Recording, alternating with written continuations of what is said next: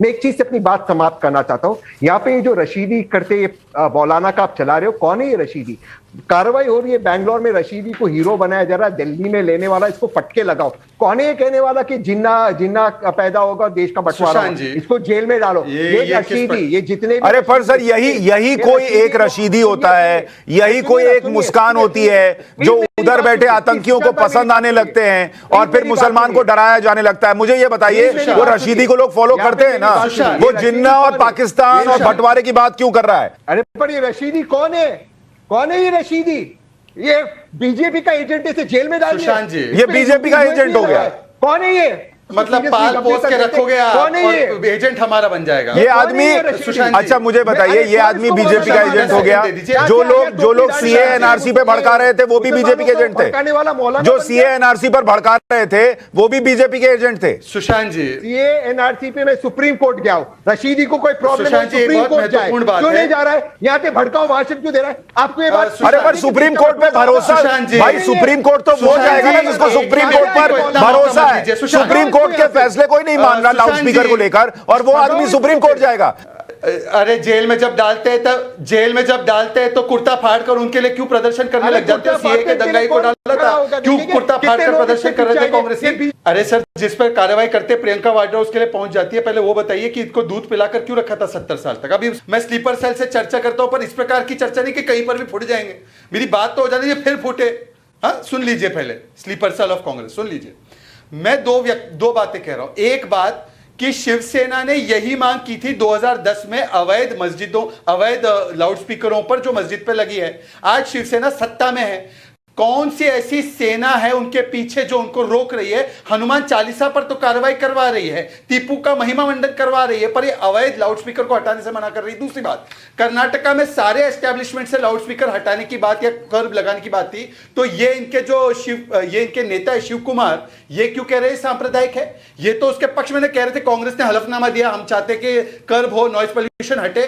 तो आज क्यों शिव कुमार इसका विरोध कर रहे हैं, ये बताइए। आप कह रहे हैं कि वो रशीदी जो जिन्ना पैदा होने की बातें कर रहा है, वैसा एक जिन्ना तहसीन पूनावाला के अंदर भी है जो सीए एनआरसी में लोगों को भड़का रहा था देश बांटने के लिए।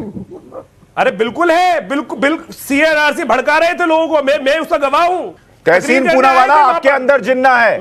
अगर इस्लाम के खिलाफ बोलने पर आपने देखा कि क्या हुआ था शिया वक्फ बोर्ड के पूर्व अध्यक्ष के साथ, उनका गला काट दो ऐसे फरमान जारी हो गए थे।